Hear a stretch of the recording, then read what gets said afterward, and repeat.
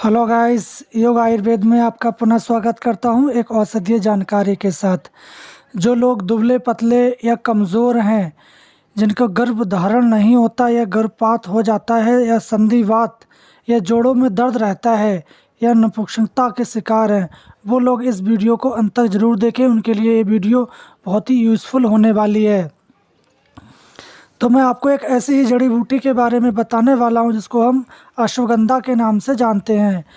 इसको अंग्रेजी में विंटर चेरी के नाम से जानते हैं। तो इसको बंगाली में अश्वगंधा, गुजराती में घोड़ा हान या घोड़ा आहून के नाम से जाना जाता है। ये संपूर्ण भारतवर्ष में पाया जाता है और विशेषकर ये राजस्थान साइड में अधिक पाया जाता है। इस अश्वगंधा को आप देख लें, ये करीब 5 मीटर ऊंचा शाखायुक्त होता है। इसके पत्ते 2 से 4 इंच लंबे और 1 से 2 इंच चौड़े होते हैं और आगे से ये नुकीले होते हैं। इसके पुष्प हरित और बैंगनी आभा वाले होते हैं। इसके फल छोटे या कच्चे होने पर हरे होते हैं और पक जाने पर लाल हो जाते हैं और दूर से देखने पर ये मुकैया या रसभरी जैसे दिखाई देते हैं। तो इस अश्वगंधा का बहुत सारी बीमारियों में आप प्रयोग कर सकते हैं। कफ, वातनाशक, वल्ल, रसायन, बाजीकरण, नाड़ी बल्ले, दीपन, पाचन आदि में इसका उपयोग किया जाता है। आप दुनिया भर की जड़ी बूटियों की जानकारी चाहते हैं तो आप हमारे चैनल को सब्सक्राइब करें और बेल आइकन को क्लिक करें ताकि आने वाली वीडियो आपको सबसे पहले मिल सके। इस अश्वगंधा का हम पत्ते, जड़, तना आदि का प्रयोग कर सकते हैं। गले में गंठमाला होने पर आप अश्वगंधा के ये नए कोमल पत्रों को आप तोड़ लें और पुराना गुड़ मिलाकर आप इसको पीसकर बेर के समान गोलियां बना लें। एक गोली बासी पानी से आप निगल जाते हैं हर सुबह और आप इसके पत्तों का पीसकर गंठमाला पर लेप करते हैं तो गंठमाला ठीक हो जाती है।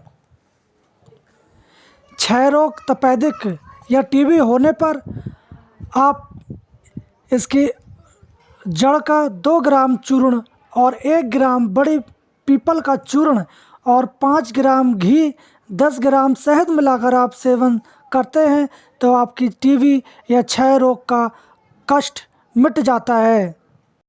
सूखी खांसी या कुकर खांसी में ये बहुत लाभकारी सिद्ध होता है। अश्वगंधा के 10 ग्राम जड़ों को कूट पीस लें और इसमें 10 ग्राम मिश्री मिलाकर 400 ग्राम जल में पकाएं। जब जल पकते पकते इसका 1/4 रह जाए तब आप इसको धीरे धीरे या थोड़ा थोड़ा करके पिलाते हैं, सूखी खांसी चली जाती है। इसका चूर्ण आप कर लें इसकी जड़ का और इसकी बराबर मात्रा में आप मिश्री मिलाकर गाय के दूध के साथ आप सुबह शाम सेवन करवाते हैं तो आपकी लिकोरिया, रक्त पिदर में काफ़ी आराम हो जाता है। इसके जड़ का चूर्ण और गिलोय का चूर्ण मिलाकर आप शहद के साथ 5 से 10 ग्राम नियमित रूप से आप खिला देते हैं तो पेट के होने वाले कीड़े नष्ट हो जाते हैं।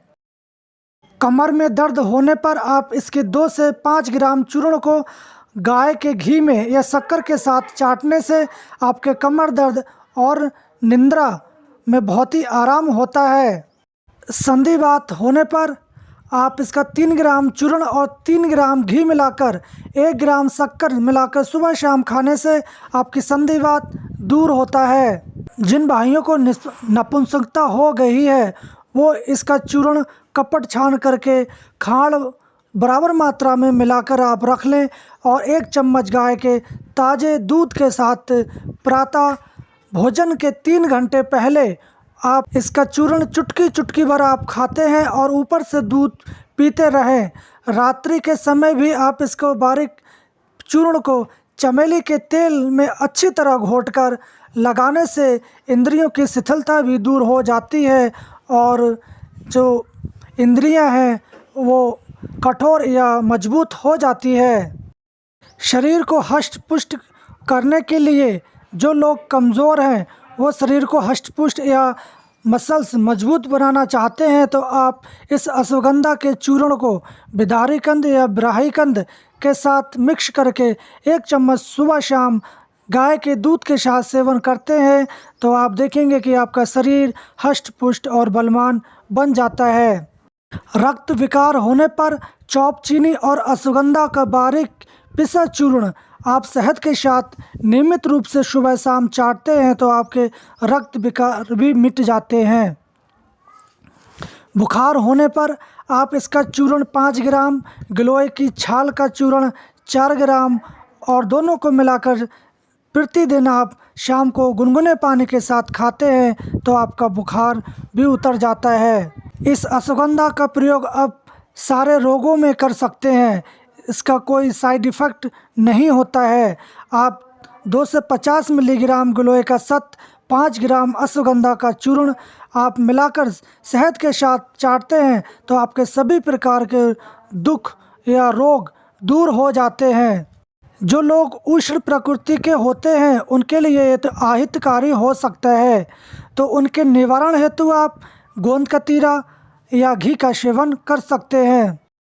मुंह में छाले होने पर आप इस अश्वगंधा के पत्तों का तोड़कर मुंह में चबा लेते हैं तो आपके मुंह के छाले 1 दिन में ही ठीक हो जाते हैं और इसकी तना को तोड़कर आप गले में माला डाल लेते हैं तो भी मुंह के छाले दूर हो जाते हैं। ये अश्वगंधा की जानकारी आपको कैसे लगी हमें कमेंट बॉक्स में ज़रूर बताएं। अगर इससे रिलेटिव आपको कुछ भी जानना है, पूछना है तो भी आप हमें कमेंट बॉक्स में जाके पूछ सकते हैं। अगर आपको किसी डिजीज़ या किसी जड़ी बूटी के बारे में आपको पूछना है तो आप हमें बिना बेहिचक हम कमेंट बॉक्स में जाके पूछ सकते हैं और हम कल फिर मिलेंगे एक नई औषधि के साथ। तब तक के लिए धन्यवाद।